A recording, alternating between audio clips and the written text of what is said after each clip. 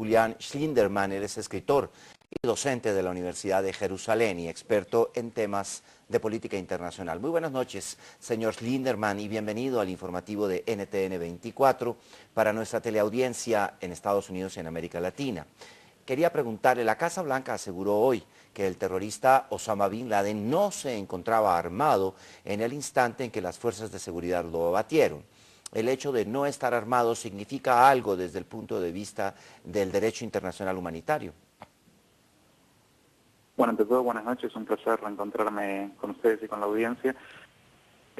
Básicamente aquí lo que resulta clarísimo es que no se trataba de soldados contra un civil indefenso, sino contra el líder de una organización terrorista que si en ese preciso instante estaba armado, a mi modo de ver, no es relevante a los efectos de su responsabilidad moral, jurídica y política y de hecho histórica por lo que ha perpetrado, ¿no? Que planificó y ejecutó el asesinato por lo menos 3.000 civiles en Estados Unidos y otros cientos más a lo largo de todo el mundo. Creo que en este sentido lo que es importante también notar es que hubo un tiroteo que duró 40 minutos. Sugiere que al menos sus guardaespaldas sí estaban armados y que pusieron resistencia física concreta. Señor Schlinderman, el derecho internacional dice que para que un país actúe en otro, este debe ser previamente informado. Estados Unidos ya dijo que no le informaron a Pakistán de este operativo. ¿Pakistán podría presentar una queja ante alguna corte por una violación a la soberanía, quizás? Pakistán podría, sin embargo, políticamente dudo que lo haga porque también va a tener que explicar algo que la ley internacional prohíbe y es dar cobijo a terroristas buscados. Y en este caso estaba sucediendo ello. Pakistán puede alegar que no sabía que Osama Bin Laden se escondía ahí, pero este no es el punto. Y por otro lado, no creo que Pakistán esté interesada en confrontar a Estados Unidos y de defender su imagen globalmente, mientras que quedó expuesta como que Bin Laden estaba refugiado a 40 kilómetros de la capital, ¿no?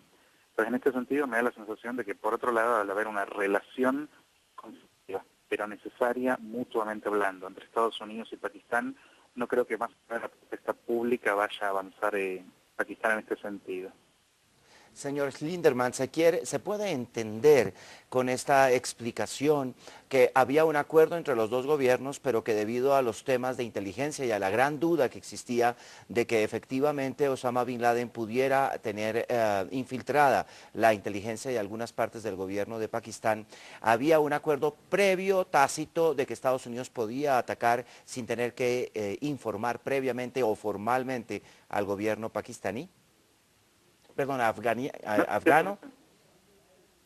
Es una hipótesis válida. Yo creo que aquí hay dos cuestiones, a mi modo de ver, que son muy factibles. Una, que Pakistán haya permitido, habiendo sido informada a Estados Unidos, de actuar para evitar que, por ejemplo, su fuerza aérea vaya a atacar a este helicóptero, a este comando, tanto cuando ingresa como cuando sale del país, pero luego clama que no sabe nada. Estados Unidos dice que Pakistán no fue informado para evitar que Pakistán, el propio gobierno, esté expuesto a la ira de los islamistas que van a buscar una venganza.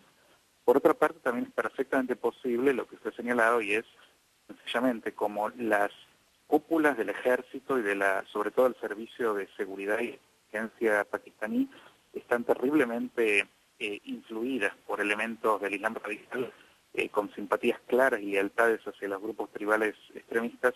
Entonces es posible que Estados Unidos haya elegido no anunciar nada a Pakistán, llevar adelante la operación y bueno, luego resolverán un lío diplomático creado, pero al menos el objetivo militar fundamental es logrado. Ahora, finalmente me gustaría preguntarle por el hombre que seguramente asumirá el mando de Al-Qaeda, Ayman al-Zawahiri. Con al-Zawahiri, ¿cómo queda Al-Qaeda? Bueno, la verdad es que este es un golpe absolutamente importante, tanto simbólico como operativo, muy, muy concreto contra una organización que estaba siempre asociada a es decir, a Osama Bin Laden. Por supuesto que siempre hay sucesores cuando los cabecillas son eliminados, algunos más carismáticos o menos que otros. En el caso de al-Zawahiri, tiene fama de ser bastante radical y bastante severo, pero según dicen no tiene una fuerte carisma dentro de la organización para cosechar un liderazgo. Sin embargo, hay algo importante mencionar aquí. Más allá de cómo él sea personalmente percibido, lo central es que Al-Qaeda hoy en día, más que una organización específica, es toda una ideología que aglutina agrupaciones radicales que se identifican con su agenda extremista.